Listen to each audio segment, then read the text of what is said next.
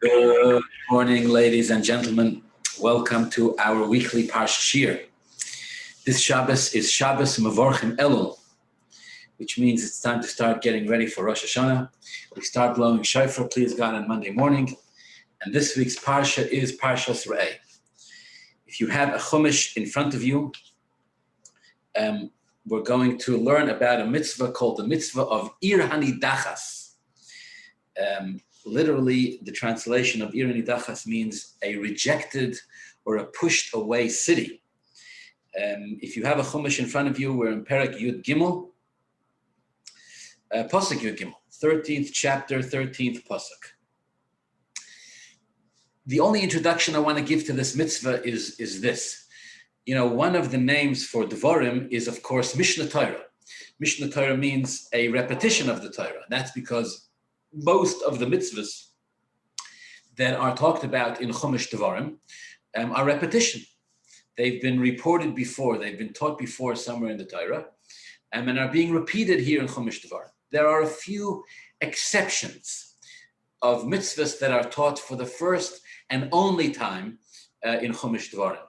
Like, for example, the mitzvah of Hakel, and the mitzvah to write a Sefer Torah, certain few exceptions are taught in Chumash Dvarim for the first and only time.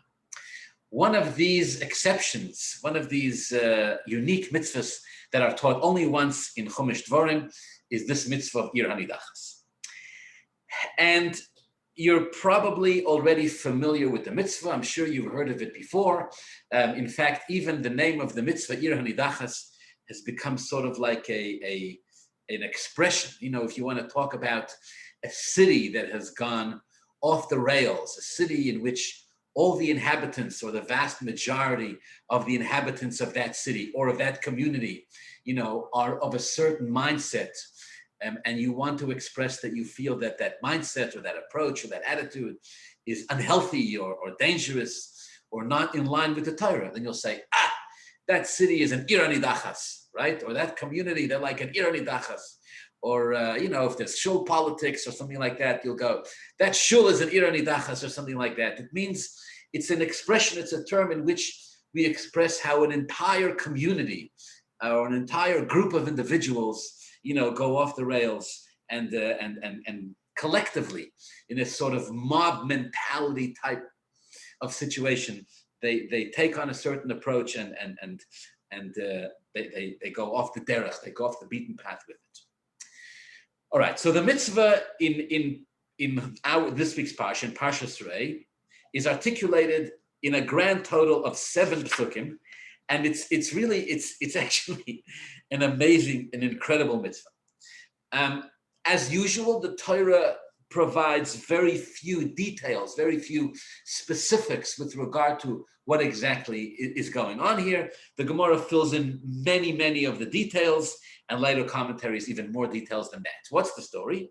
The story is that there is a city in Eretz Yisrael, and some of the inhabitants of the city, at least 2 male inhabitants of the city, have made it their business to go out and to entice, seduce, convince, manipulate, motivate the majority of the inhabitants of the city to worship idols.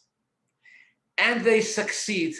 So either the entire population of the city, all of its citizens, or the majority of its citizens engage in idol worshiping practice at the encouragement, at the persuasion of 2 members of the city who emerge and convince the majority of the citizens to worship idols. And the Torah says that this had to be dealt with. The case had to be heard by the supreme Jewish court, which consisted of 71 judges. Ir Hanidachas had to be judged by 71 judges. So the Torah says that the court becomes aware that this has happened. Pasuk Tesvav v'darashta v'chakarta v'sha'alta heitev. The court was instructed to do drisha v'chakira, to inquire, to investigate, to ask questions, to analyze, to assess, to see really what exactly happened. V'hinei emes nochen adover, says the Torah, if it turns out that this is in fact true, neseso hatoyeva hazois, this terrible abomination has taken place, an entire city, or again, either the entire city or the majority of the city has gotten washed away, has gotten carried away with the worshipping of idols. The mitzvah was, Pasuk Tezayin, verse 16, Hake sake es yoshvei ha'ir hahi lefi chorav. The inhabitants of that city, all the inhabitants of the city, if they were all idol worship, if they all had worshipped idols, or the majority of the members, if only the majority had worshipped idols, were all put to death. Now, before I go on, there's nothing unique about this mitzvah yet, because in general, the offense, the consequence for idol worship in the Torah is capital punishment. If there are witnesses, if there is a warning, if there are all the appropriate preconditions, as is the case with the Ir Nidachas, idol worshippers are put to death. So there's nothing unique about saying that the idol worshippers have to be killed. What's unique comes in the next line. The Torah says, "Hachareim oisa." Not just are we obligated to put to death, to give capital punishment to the idol worshippers, but even the city itself needed to be destroyed. Ve'es kol asher bo, and everything that was in the city needed to be destroyed. Ve'es behemto, and all of its animals needed to be put to death, lefi chorav, by the sword. Ve'es kol shlola tikboitz el toich rechoiva, and all of the wealth of the city, all of the assets of the city, all of the everything in the city. It's called shlolo. All of its possessions. Tikboitz el toich rechoiva. The Jews were obligated to gather it into the town square, into the city square, v'sarafta ba'esh, and burn it in fire. As Ho'ir, the city was to be burned in fire. As kol shlolo, all of the objects, everything of the city was to be burned in fire. Kolil, completely burned crisp. V'hoisa teil oilam, this city was to remain desolate. It was to remain a destroyed mound forever. Loisi bone oid, it may never be rebuilt. It may never be rebuilt. There's an argument in the Gemara, if you're allowed to turn it into ganais upardesim, if you're allowed to turn it into gardens and orchards, if you're allowed to plant things there, if you're allowed to use it for vegetation and things like that. There's different opinions in the Gemara whether this was allowed or not. Some opinions say you were not even allowed to grow things there ever again. It was to be a mound forever. The Torah says it in the positive and in the negative. It should be desolate forever. It may never be rebuilt.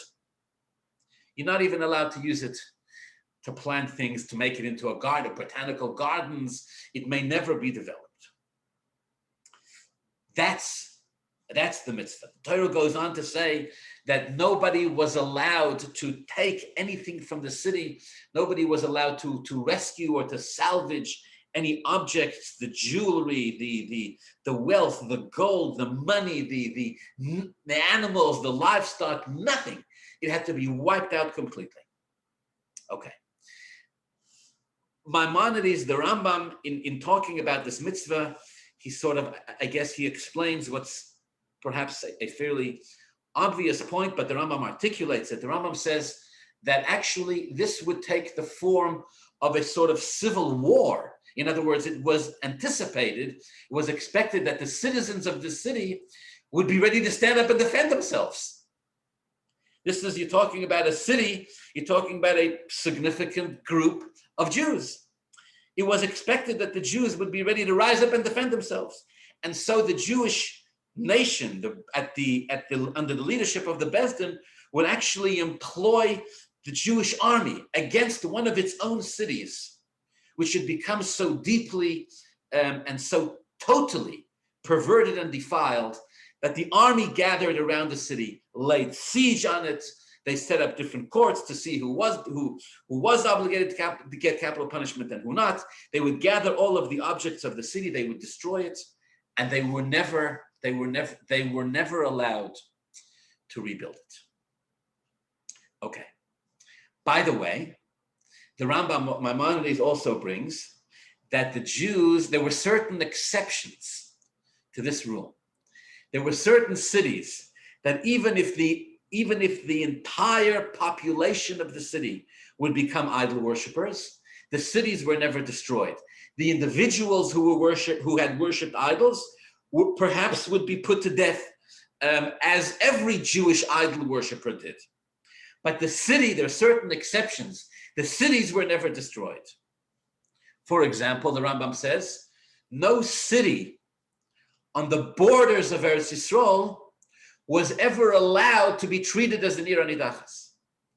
If there was a city that bordered Eretz Yisrael with one of the other nations, with one of the other countries that exist around the borders of Eretz Yisrael, even if every member of that city became an idol worshiper, the city was not destroyed. Again, the people were put to death, yes, but the city was not destroyed. Why not? Because when a city on the borders of Eretz Yisrael is destroyed, this, says the Rambam, makes it easy or relatively easy or accessible, Rahman al-Islam, for our enemies to gather and to launch an attack against Eretz Yisrael. It would weaken our military strategic position on the borders of Eretz Yisrael to level a city, to destroy it, and leave such a large piece of open wasteland. So in order not to give our enemies that kind of a military upper hand, the Torah suspends its own law and says even if every member of the city worshipped idols, the city is not to be destroyed. Or the Rambam says one Bezdin was never allowed to destroy 3 cities next to each other.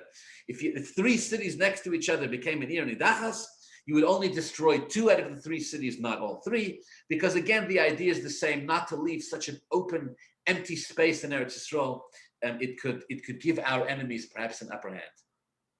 And then perhaps in another fascinating, jaw-dropping psak din, which one day I'd like to give a whole shiur on this halacha, but just not today. The Rambam says, and this is not, this is straight out of the Gemara, the Rambam says Yerushalayim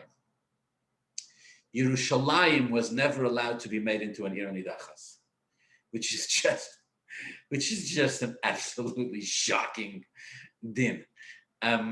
What that means, what the Rambam is saying, is that even if the entire population of Yerushalayim became idol worshippers and had to be put to death, the city itself would never be destroyed. Although usually with an Ir Nidachas, you do destroy the city, if it was Yerushalayim not. All right, we learned this from Sukkim, which is just amazing because the idea that Yerushalayim, the entire population of Yerushalayim, the place of the Beis Hamikdash would worship idols, or even that the majority of the citizens would worship idols, it just boggles the mind. But yet there it is, and the Rambam brings it lahalocha. The Rambam says that if this were to happen, the people would be killed, but the city would not be destroyed. Okay, but today I want to study with you a different piece of Talmud. That is with regard to this halacha of Ir Nidachas.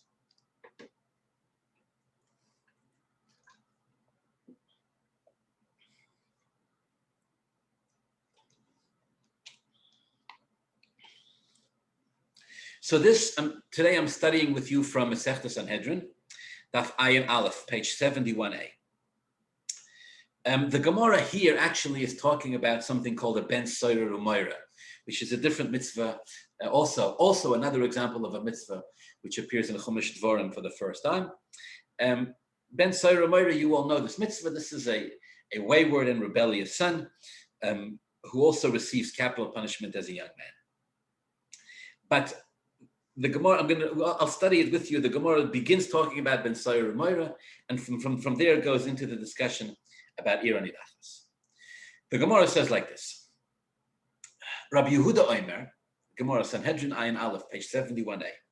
Rabbi Yehuda says the Gemara, with regard to a Ben Soira Umayra, a wayward and rebellious son, Im loy hoisa imoy shovel aviv, b'koil u'b'mara u'b'koima, ein nasa Ben Soira Umayra. Rabbi Yehuda says, listen, if the father and mother of this wayward and rebellious son are not identical in voice, in appearance, and in height,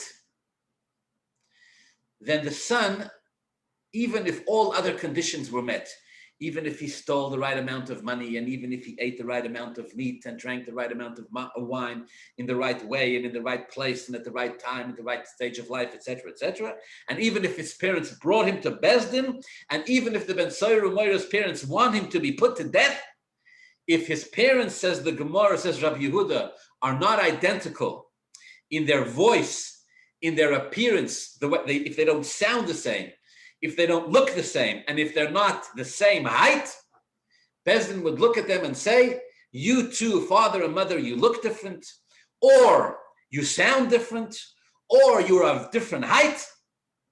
We're not going to be executing your son. We're not going to give him the treatment, the punishment of a Ben Soyer Umayra. Says the Gemara, but this is impossible.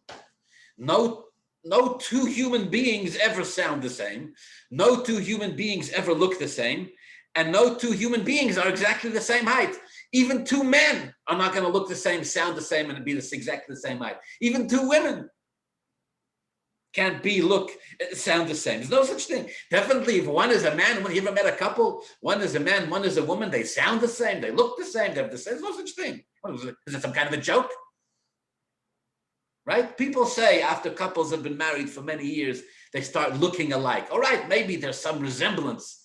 Maybe if you squint, hard enough with the left corner of your right eye, maybe you can imagine that there's some resemblance between the two. Maybe some couples are similar in height. Maybe their voices, I don't know. Maybe the man's voice is a little feminine, the woman's voice is a little masculine.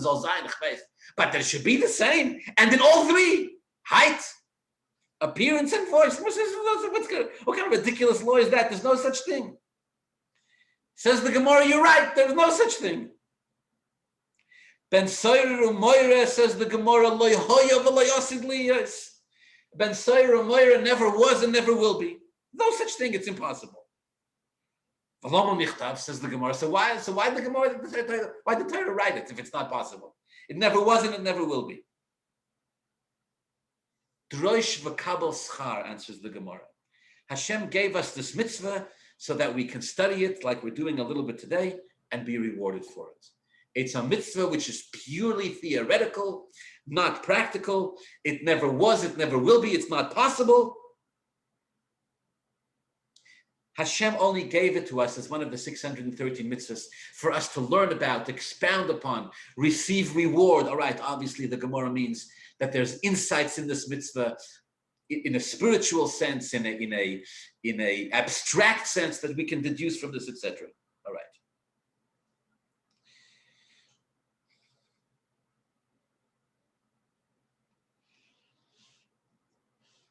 Omar Rabbi Yonason, says the Gemara. Rabbi Yonason says, not so fast, not so fast. You're telling me it's not possible for there to be a Ben Soyer Umayra? Take a breath, says Rabbi Yonason. Anira Yisif, what are you talking about, says Rabbi Yonason? I myself saw Ben Soyer Umayra. I saw one. V'yoshavti al kivroi. I sat on his grave, said Rabbi Yonason. I went to visit him. Maybe he said a kapitel tehillah, maybe he prayed for his soul. It doesn't say what exactly it was that he was doing there. The commentaries talk about this. How's it possible? Rabbi Yonason was actually a kohen. All right, the details not important for now. But Rabbi Yonason says, don't get so excited. You telling me a Ben Soyer Umayra is not possible? I was there. I sat on his grave. It happened, and it could happen. And I was there. How is it possible? The commentaries have a lot to say about this, right? Maybe Rabbi Yehuda doesn't mean that the father and mother have to look exactly the same. Maybe they have to be similar. Maybe they don't have to sound exactly the same. Maybe similar. Maybe this, that. This is a very interesting maral, not for now, that says that it's a scenario where the parents are actually twins, identical twins or non-identical twins, etc., etc. Not getting into that for now.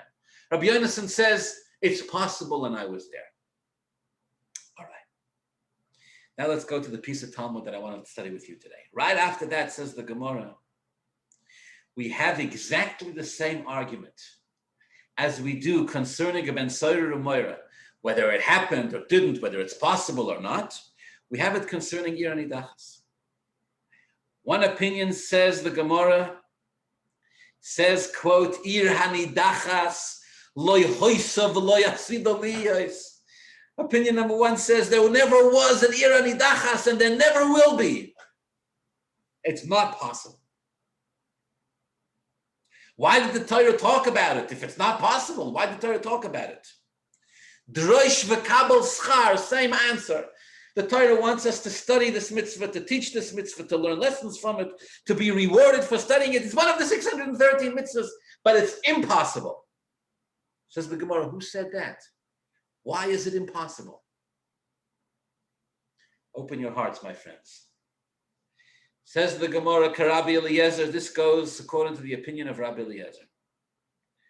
Tanya, Rabbi Eliezer Omer, we learned in a Brisa, says the Gemara, Rabbi Eliezer taught, Kol Ir, any city, sheyesh bo afilu mezuzah achas, any city that has even one mezuzah.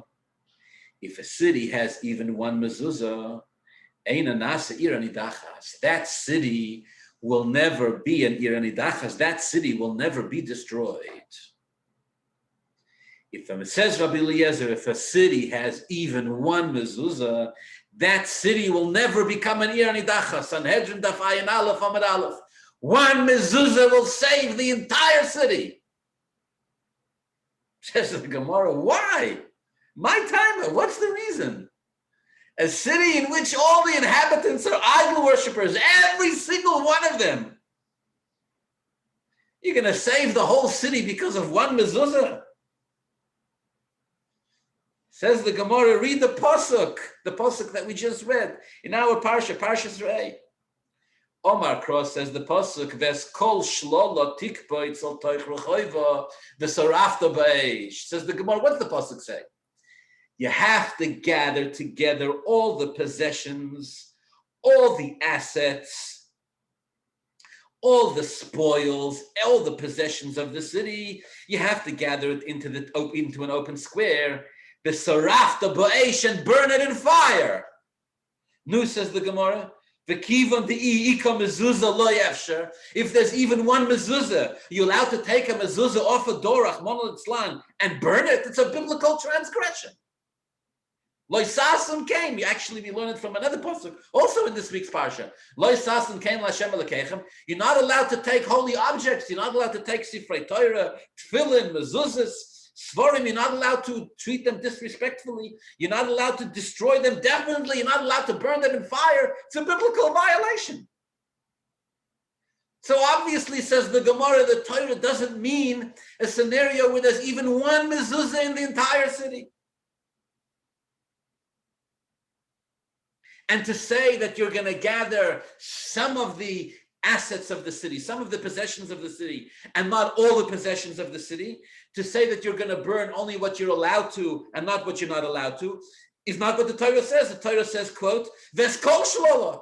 All of the possessions of the city you have to gather into the city square and burn it. You can't do that if there's even one mezuzah. Even if there's a pasal mezuzah, you can't. Definitely if there's a kosher mezuzah, you can't. So obviously, says the Gemara, there's not how you ever going to find a city in Eretz Yisrael where there isn't even one mezuzah. Obviously, it's not possible for there to ever be an Ir Nidachas. Never mind Yerushalayim. Never mind cities on the borders of Eretz Yisrael. Never mind 3 cities next to each other. Even one city. Not possible for it to become an Ir Nidachas because one mezuzah would save the entire city. Omar Rabbi Yonasan, says the Gemara. The Gemara concludes. The same Rabbi Yonasan says, what are you talking about? Ani re'isiha. You're telling me it's not possible for there to be an Ir Nidachas? I saw it. I saw this Ir Nidachas. V'yoshavti al tilo. I sat on its rubble. V'hoisa teil oilam, the pasuk says, the city should be destroyed forever. Says Rabbi Yonasan, I was there.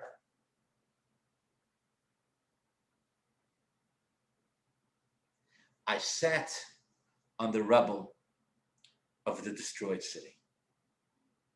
According to Rabbi Yonasan, when the Torah says that we're obligated to gather all of the possessions, all of the assets of the city, put them in the city square, and put fire to them, destroy them till there's nothing left. We're not talking about those things that are not allowed to be burnt. We're only talking about those things that are allowed to be burnt. Those things that the Torah says you can't burn, those things don't get burned. What do you do with those? The commentaries say, the Rambam says, others say, what do you do with those things? You bury them. Just like we do with all Sifrei Torah, Tefillin, and Mezuzahs that have become unkosher, that are unfixable. Pieces of a Sefer Torah, God forbid if a Sefer Torah is involved in a fire, or Mezuzahs are involved in a fire, or something like that, or Torah books or things like that we no longer use, that got ruined. It's called shemus. You bury it in the ground respectfully, and you leave it there until it disintegrates. Says Rabbi Yonason, the same Rabbi Yonason, same story here. What's the problem? There's a mezuzah in an Ir Nidachas. Burn down the city. What do you do with the mezuzahs? The city is an Ir Nidachas. The mezuzahs are holy. The mezuzahs you bury in the ground. The mezuzahs you put in the ground, and you leave them there till they disintegrate. Omer Rabbi Yonason says, I was there. I sat on the rubble of the city of refuge. Don't tell me that it's not possible. Turns out Rabbi Yonason argues about both about the Ben Soyer Umoira and the Ir Nidachas. He says it is possible. He himself claims that he was actually there. He was actually present. He sat in the rubble of the city. He sat near the grave of the Ben Soyer Umoira.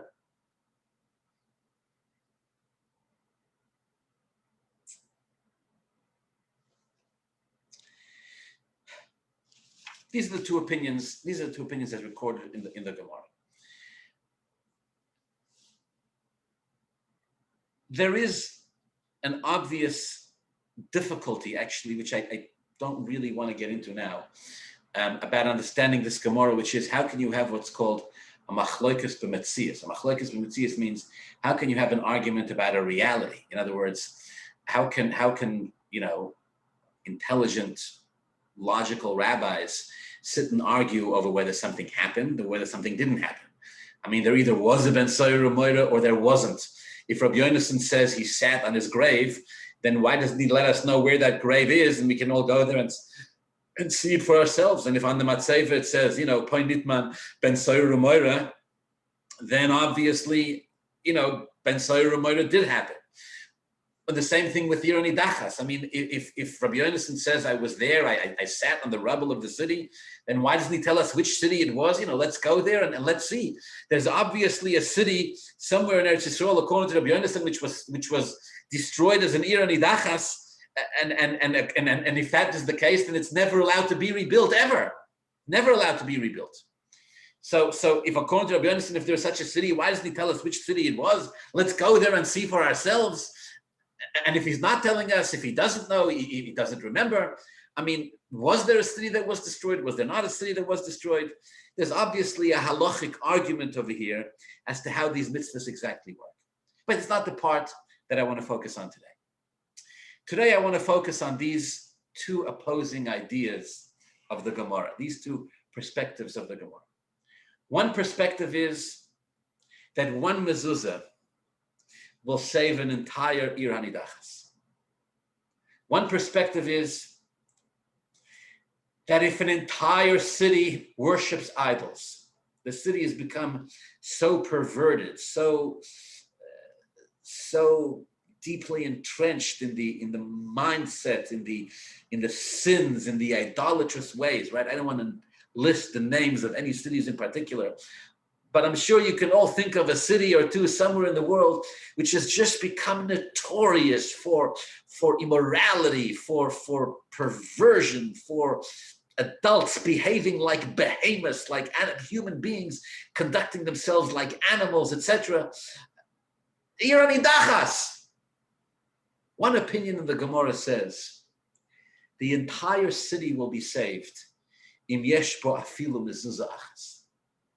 One kosher mezuzah, one kosher mezuzah that may not be burned will save the entire city. That's one perspective. Another perspective says no. Doesn't matter how many tefillin, mezuzahs, sefer Torahs, chumashim, sidurim, holy objects there are in the city. Doesn't matter. If the entire or the majority of the members of the city, if the majority of them has become defiled and perverted, the city gets destroyed. The holy objects may never be used again. The holy objects, it's never permissible to derive any benefit from them. Just like it's never permissible to derive any benefit from anything in an Ir Nidachas. You're not allowed to burn them. Okay, bury them. Bury them. Take them away from people so that nobody ever uses them again. Again, I want to highlight the two perspectives here. One perspective says, Mezuzah achas. One mezuzah saves an entire Ir Nidachas. Means you have a city, let's say, may Hashem protect us, thousands of Jews, tens of thousands of Jews, all so far from Judaism, all so deeply entrenched in the ways of the Goyim. They're all idol worshippers, every single one of them. Talk about a city with hundreds of millions, perhaps billions of dollars of worth in assets.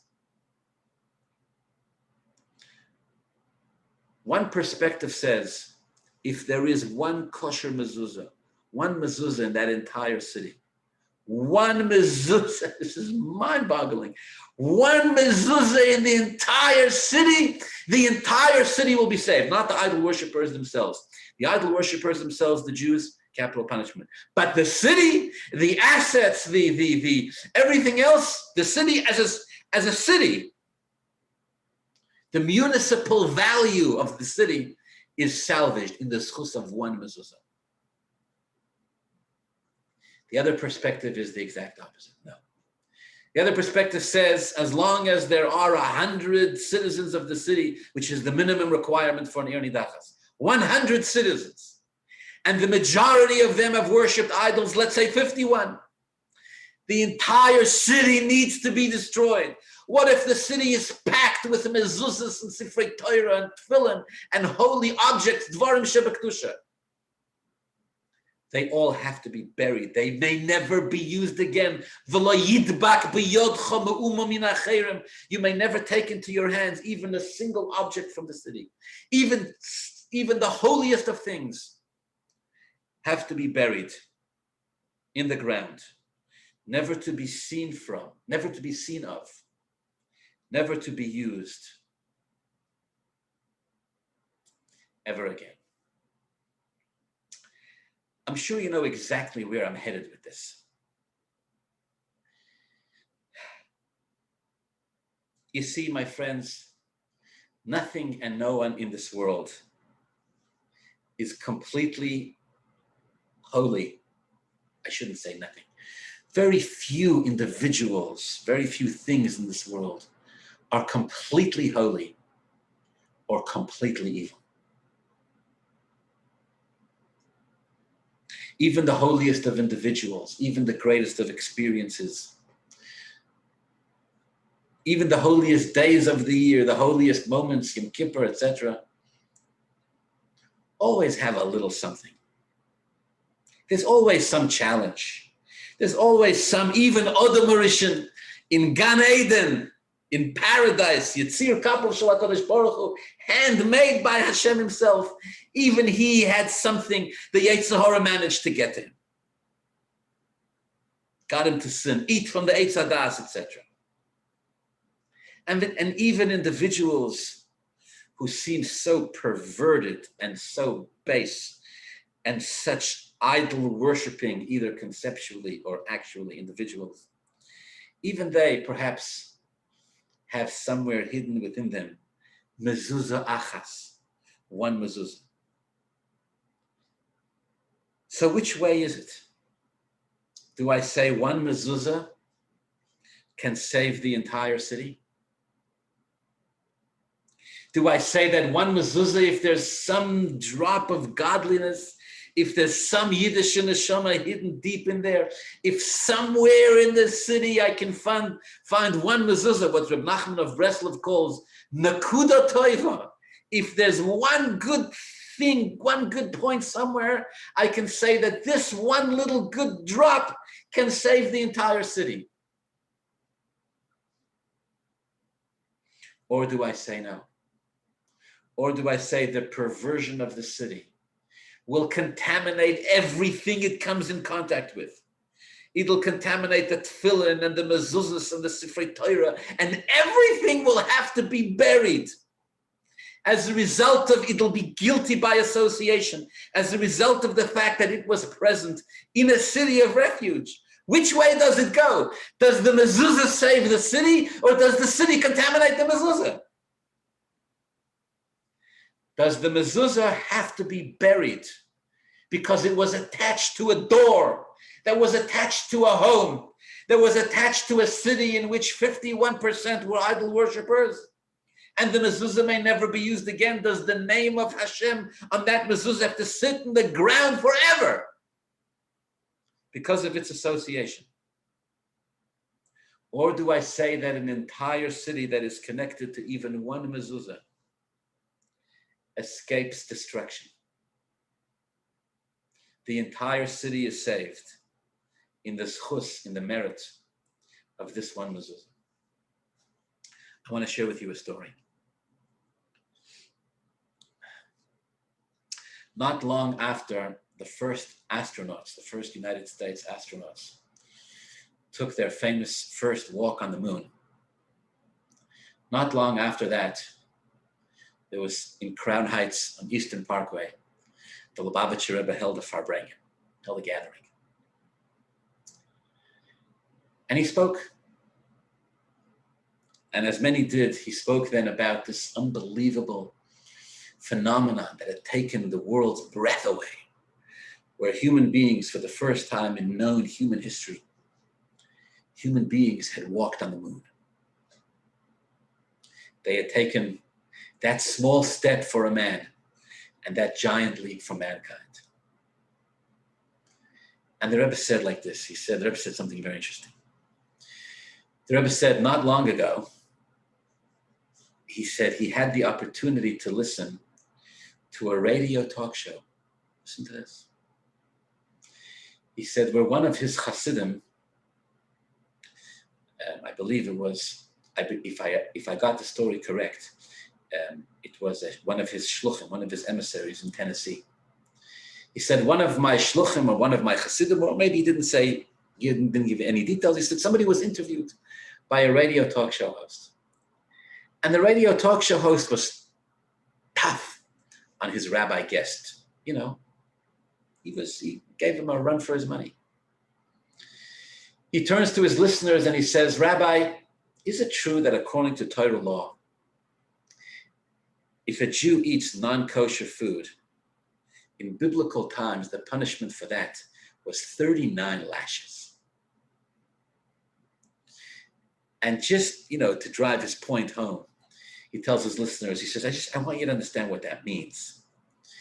He says, if any of you out there are Jewish and you had Rahman, of course, the interviewer didn't say Rahman al-Islam, but I'm adding it. You had Rahman al-Islam, bacon and eggs for breakfast. I want you to know that in temple times, 2 witnesses who would have witnessed you do so would have been obligated to warn you that you're violating the Torah by eating this for breakfast. And if you ate it anyways, they would take you to court, they would rip the shirt off your back, and they would beat you 39 times in sets of 3, 2 on the back and 1 on the front until you passed out or lost control over your body. So the interviewer turns to the rabbi and says, is this true? Is this what your Torah believes? Is this what you teach your people? Is this a Torah that its ways are ways of peace and all of ways of sweetness and all of its pathways are peaceful? What kind of a barbaric religion is this? Beating a person half to death for their choice of breakfast? The Rebbe said this at a public gathering. He said, I heard this rabbi get asked this question. And the Rebbe said he didn't give a convincing answer. He was apologetic about it. Well, the rabbi said, it doesn't work that way. you have to be warned, and you have to respond, and you have to eat it within 2 to 3 seconds of being warned, which means that it didn't really happen very often, and even if it did happen, it only happened to people who were Meshugoyim, and if they were Meshugoyim, you couldn't do it to them anyways.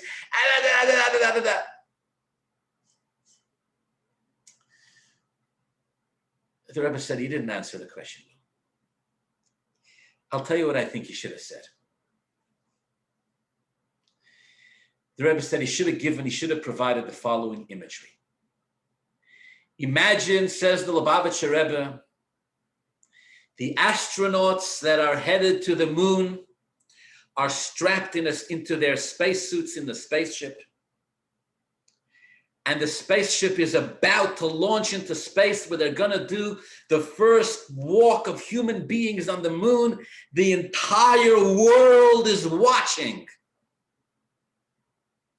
And as they're about to count down, you know how they go, 10, 9, 8. As they're counting down, says the Rebbe, imagine one astronaut would have turned to the other astronaut and asked him for a cigarette. In those days, it was a good example. He asked him for a cigarette. And imagine the guy pulls out of his pocket a cigarette, gives it to him. He whips out of his other pocket a lighter. He lights the cigarette, and they start smoking. What would have happened? Well, the Lubavitcher Rebbe was an engineer, so maybe he described exactly how it would work. I don't know exactly. But probably the entire spaceship would have blown up. They would have killed themselves, Rahman al-Islam. They would have killed others. They would have killed each other. They would destroy the whole thing. And the entire world would be outraged. How dare you, talk about a chutzpah.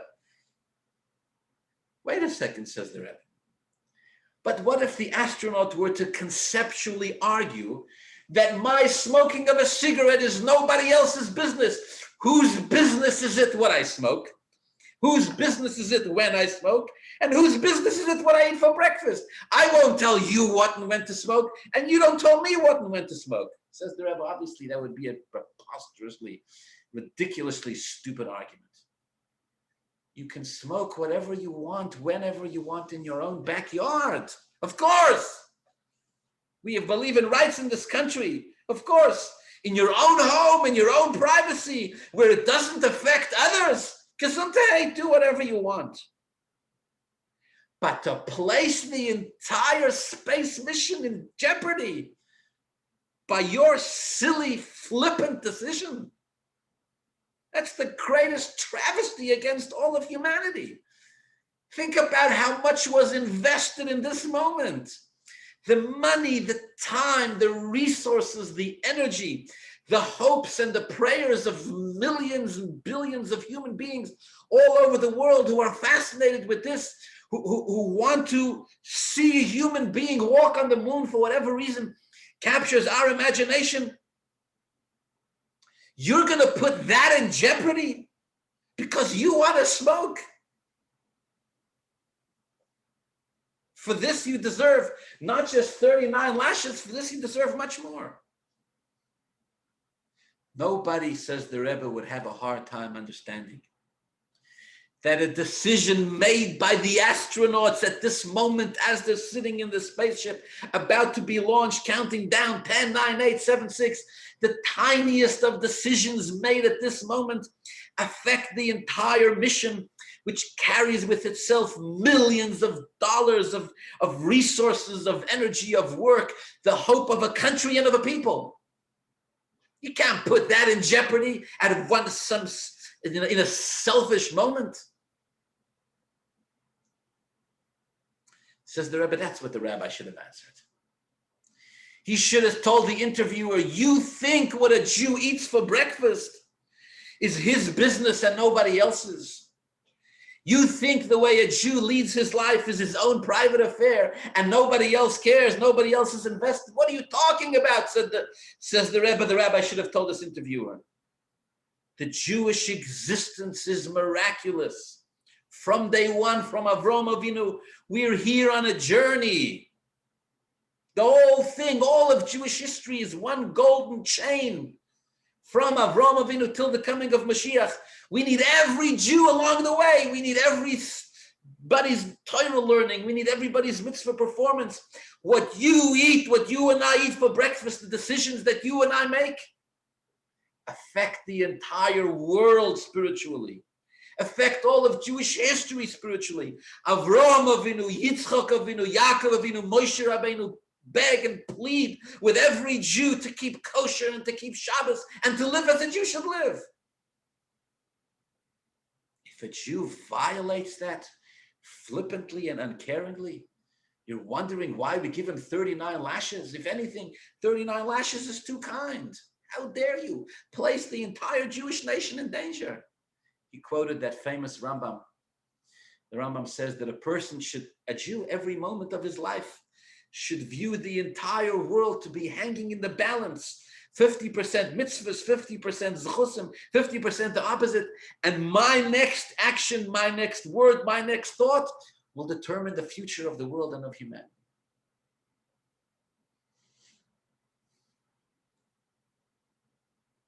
One way or the other.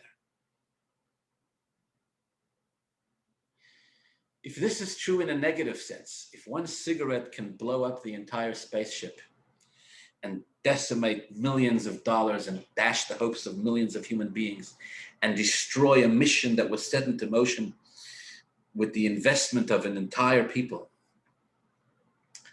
how much more so is it true in the positive sense?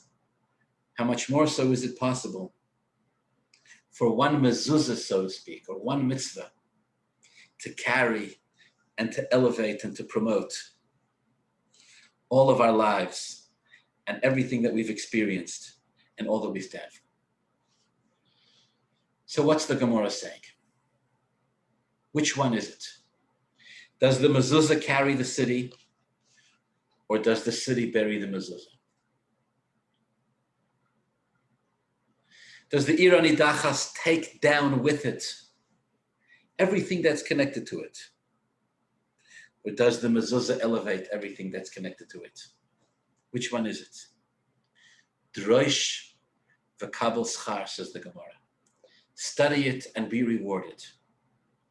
The answer is, we decide. It's up to us. The answer is that decision is made by you and I, and every one of us who live in a mixed reality, in a mixed world, in which there are both Irani Dachases and Mezuzahs. Which one carries which? The answer is up to us. If we see the Mezuzah, if we see even one mezuzah, if we see that one nekuda tova as being the purpose of all of existence, if we see the entire Irani Dachas just as a place where that mezuzah is located, but that mezuzah is the most important part of the city, then the mezuzah is powerful enough to carry and to salvage even an entire city, even if it's just one mezuzah. But if we view all of these mezuzahs and all of these Sefer Torah and all of these Chumashim, if we view all of these holy objects as being just property of an evil city, then unfortunately in this world Hashem has given evil the ability to put away, to swallow up even the holiest of objects. Evil is power. Unfortunately, Hashem made the world this way. Evil is powerful enough to handicap and to cripple even the holiest of objects. And holiness is powerful enough to carry and to elevate even the most corrupt of cities. Which way does it go? To the right or to the left? This is determined by you and I in the opening pasuk of the Parsha. This is the meaning of what we say. A Jew has free choice. A Jew has free choice. Our lives will have moments of greatness and moments of pain. The question is, our lives will be filled with highs and lows. It'll be filled with mezuzahs, and at times we'll be challenged with all sorts of modern forms of idol worship. And at times we will fail. What carries what? Does the idol worship, do our moments of failure pull us down? Do our moments of weakness destroy us, pulling down even the holiest of objects into the ground? Or does that one, even if it's just one mezuzah, does it have the ability to carry everything into holiness?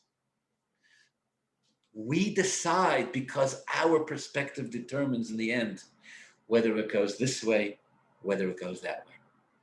You can look, we have the power to look at an entire Ir Nidachas and say this entire city is so corrupt, and yet there is one mezuzah. And to see that mezuzah, that Shema Yisrael, Hashem Elokeinu, Hashem Echad, to see those words as the purpose of the existence of the entire city. One Nakuda Tova, as the purpose of the, and if we see it that way, then the holiness of that mezuzah sooner or later will spread throughout the entire city, and the city will become a holy city once again, as long as there is one mezuzah. Or we can look at all the mezuzahs and all the Sifrei Torah and all the Chumoshim and all the Tefillin and say, this belongs to a city of refuge, and then it needs to be buried. We got a great Chabad story. The story goes, I'm sure I've told this to you before, but it drives the point home so beautifully. The story goes that there is an individual, and he owns a gas station. And he's standing there in his gas station one day, and he's covered in oil and grease and filth. And some Chabadnik is putting on tefillin with him. And he's standing there in his overalls full of grease and dirt. And he's got tefillin, and he covers his eyes. And he says, Shema Yisrael, Hashem Elokeinu, Hashem Echad. And somebody walks by and sees this image of this person, filthy Jew, with tefillin on, his arm and his head, and he's covering his eyes, and he's saying, Shema Yisrael, Hashem Elokeinu, Hashem Echad. Somebody says, what are you doing? This is how you put on tefillin. This is where you put on tefillin. This is how you daven in a gas station, in overalls covered in grease and filth. That's how you say Shema Yisrael, Hashem Elokeinu, Hashem Echad. And the Chabadnik who had put tefillin on him says to the guy, he says, oh no, he says, this Jew is a descendant of the Chayza of Lublin. He's a descendant of one of the holiest Rebbes who lived for the past 300 years. He's an unbelievable Jew. The guy goes, oh my, I'm so sorry, I had no idea. Please continue. And as, the guy takes off his tefillin and starts wrapping it up, he says, oh, I made a mistake. He says, I'm so sorry. He's not a descendant of the Chayza of Lublin. He's a descendant of Avram, Yitzchak, and Yaakov. Every Jew, even if the Jew finds themselves in spiritual filth and dirt, can be seen in two ways. You can look at it as a filthy, dirty Jew. We can look at ourselves sometimes after having gone through painful, difficult experiences. We can look at ourselves and say, look at me, after the abuse I've been through, after the pain, after the experiences, after the dirt I've accumulated, I'm a spiritually contaminated, defiled Jew. Even when I put on tefillah, even when I say Shema Yisrael, it's a mezuzah and an Ir Nidachas. That's one perspective. Or we can take the exact opposite perspective. No matter what is going on, no matter how defiled, no matter how low, no matter how dirty and filthy and mucked up the situation has become, As long as there's a Mezuzah achas, as long as a Jew can say, this entire city, this entire experience, my entire life is really here just in order to be able to have one moment of tshuva, the entire life can be elevated in this one moment, in this one Mezuzah achas. There's an expression in the Gemara Avodah Zarah. Rabbi Akiva said, Yesh koine oilomoy b'sho'a achas. The commentaries write that it's actually an acronym of his name. Akiva stands for Yesh koine oilomoy b'sho'a achas. Even a Jew, may Hashem protect us, who has lived a spiritually depraved life. Yesh koine oilomoy b'sho'a achas. In one moment, he can acquire a share in the world to come. One moment of real tshuva. Yofesho achas, 1 hour, 1 moment of true tshuva, 1 moment of a true cry out of the neshama that says, Shema Yisrael, Hashem Elokeinu, Hashem Echad. 1 acknowledgement of the truth, and the Jew says to themselves, you know something? My entire life was all worth it for this 1 moment of clarity. Then that one mezuzah will save the entire Ira Nidachas. That 1 moment of tshuva will elevate the entire life experience of the person. And even if the person lived, the Gemara over there in Avodah Zarah tells a story about an individual who lived such a spiritually depraved life. His name was Elazar ben Durdaya. There wasn't, the Gemara says, there wasn't Zoyna Achas Ba'olam, there wasn't one harlot in the world that he hadn't slept with.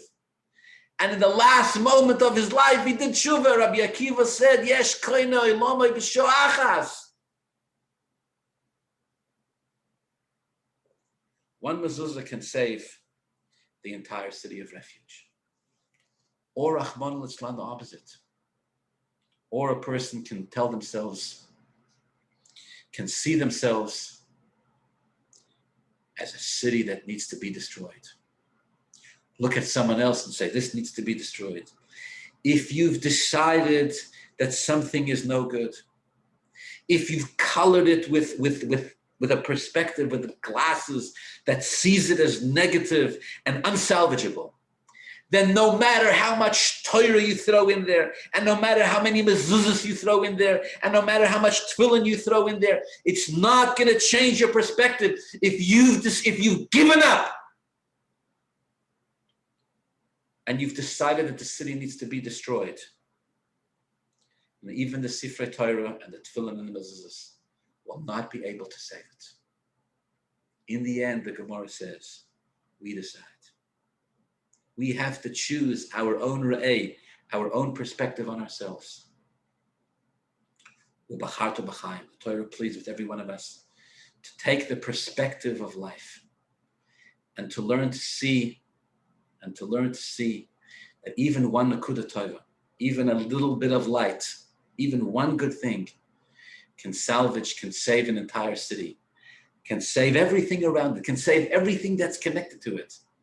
As long as we see that all of it, everything there, all of our lives, all of our experiences are to bring us to this one mezuzah, to this one good moment, to this one realization of Shema Yisrael, Hashem Elokeinu, Hashem Echad, then everything that's connected to it will be salvaged and elevated.